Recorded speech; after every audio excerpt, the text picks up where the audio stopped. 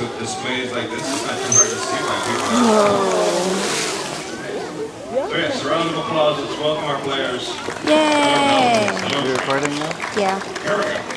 Now these particular animals, yes, they're dolphins. They're known as Lagonoranchus obliquidens in the Latin or Pacific white-sided dolphins. But don't worry, there won't be a quiz. And while researchers know quite a bit about dolphins in general, this particular species, yeah, there's still quite a few questions. However, with the help of these three, we're doing what we can to answer what we can. And it's actually quite rare to find this particular species in a facility to begin with.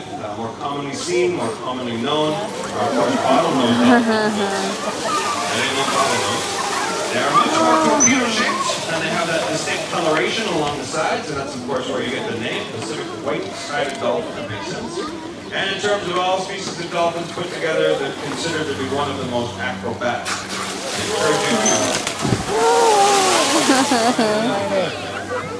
Wow. And well, yes, these are trained behaviors. We can ask our animals to do these. If you're lucky enough, off the portside bow of BC ferries, every now and again you'll catch this action happening. Because they're actually neighbors of ours. We find them here in our part of the world, down into northern Mexico, and then all the way over to Japan. That's kind of the total range of these animals.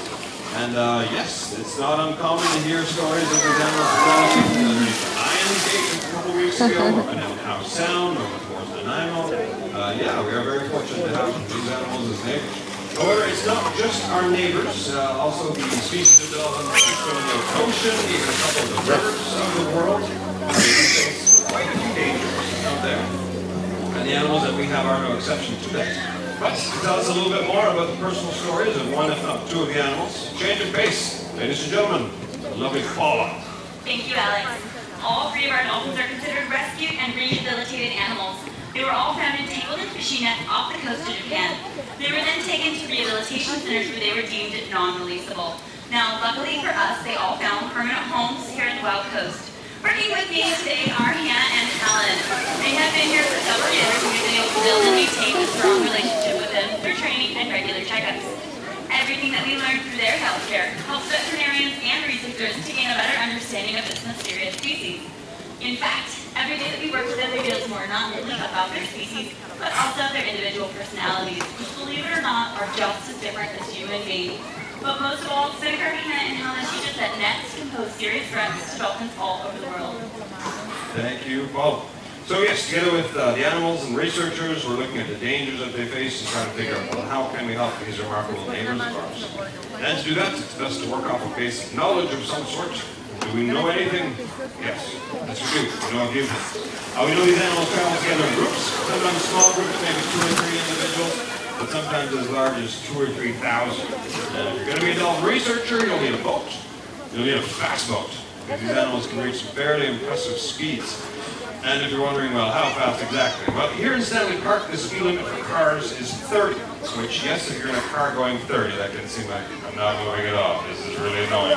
However, in Stanley Park, it is possible to be passed by a dolphin. And these guys go 35. Branches have been ridiculous. Wow. But yes, it could actually happen. And this speed, of course, very handy for getting away from predators, because we have some large black and white marine mammal eaters off our coast. And it's also handy for these guys to catch up with their own dinner. And any ideas what the dolphins eat for dinner? Not algae, no. Fish, yes, you're right, and a wide variety. But imagine, if you will, that you're a Pacific white-sided dolphin off our coast and you're looking for your catch of the day. And perhaps you're near the Fraser River, so it's really murky, or you're really deep, and so it's really dark. How can you even see what you're doing? Well, we know that, yes, these animals do have really good eyesight, and if you watch them working with the trainers, you get an idea, well, they can actually watch them. But if they can't see, or they're not able, if the water's really murky, they can use sound to navigate. And it's known as echolocation, and they make noises inside their head. It sounds like a finger over a comb. Just like that. They make those noises, and it bounces off stuff, and it comes back, and they're able to figure out what their surroundings look like with sound. And researchers know it is a remarkably accurate sense. But if it is so accurate, and if these animals are so intelligent, why do they get caught in nets? And it's estimated that up to 800 cetaceans, whales and dolphins, actually get caught in nets a day. That's not a week or a month, that's in a day. And that's what we're trying to figure out. But how? Because how do you ask an animal, okay, close your eyes and tell me what can you see? Marco! So we've got these eye cups, and essentially we've been working for about the last 2 years, give or take, putting them on the sides of their body and letting them get used to the feeling. And once they're actually covering the eyes, we're watching, and more importantly, we're listening to see how it is that they're navigating. And the hope is that, yeah, ultimately we can figure out how it is that these animals and why did they get caught in nets while looking for food, and what can they see, what can't they see. And we are very lucky to be able to work with these animals in a controlled setting, because obviously dolphins in the open ocean stop by having eye count. Put this on for science. It's not really going to happen. But it's a very rare, very unique opportunity that we have. And of course, we know as well by observation through research as well, I suppose, that yes, these animals are remarkably acrobatic, very energetic. And while, yes, the displays clearly see both above and below the water, that probably takes some energy. And no, they're not solar powered. They get this energy from the same place you or I do, from the food that they eat. And yes, while echolocation, very important for these animals to find food and lots of it, they use sound in other ways as well. Certainly as they travel together in large groups. You have to wonder, how do they all know if we're going this way or that way? Yes, well, maybe that's it. They communicate to each other in ways that we can only guess at. Probably body language does come into play, to a certain extent. Yes, they also use sound to communicate with each other. And we are very fortunate that we have 3 vocal aficionados here in terms of the dolphin variety. And if you listen closely, you may hear some of the sound.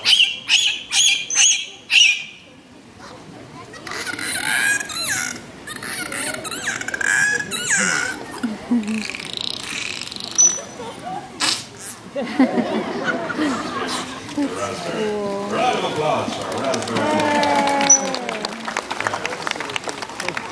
And while yes, you or I are also capable of making a wide variety of interesting noises with our vocal cords, and we can use our bodies to make noises as well. Well, so can they, because they have big bodies and they can make very big noises.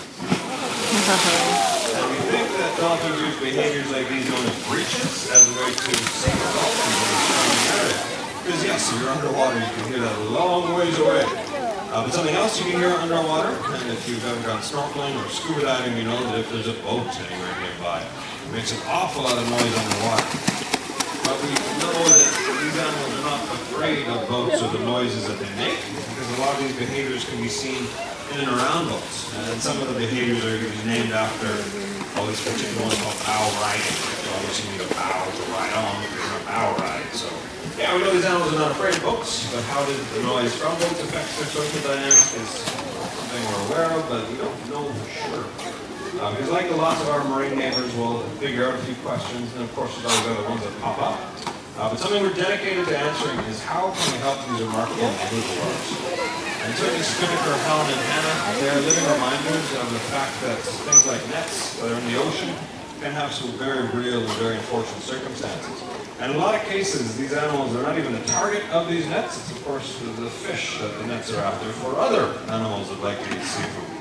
And we usually ask, and don't be embarrassed if we have any seafood lovers here, and it's not as if the fish inside have any idea, oh no, they're going to eat us. Yes, we do talk about seafood, but we also like to point out that our seafood choices does affect more than just our bellies. They do affect animals that end up as bycatch, like dolphins, like sharks, like turtles. And so how can we continue to eat delicious seafood and not feel bad about catching other animals? Well, here at the aquarium we've developed a partnership together with local restaurants and markets. It's known as the Oceanwise program. There's several symbols around the habitat showing what that actually looks like. It's a fish on a dish.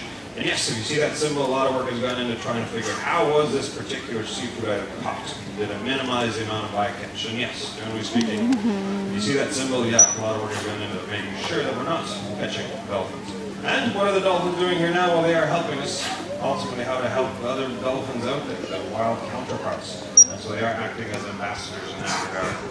But we should probably end on a high note, because it does get rather serious towards the end. And also a thank you, because we are a non-profit, and a lot of our research dollars does come from people coming through the doors and being to us. And also a final thank you to Helen, Anna, and Spinnaker, our 3 Pacific white-sided dolphins, for helping us learn a little bit more about their remarkable species. Oh my god, did you This get is the it? end. Oh, is it the tail end? Yes, it is the tail end. Timing was a little off on that.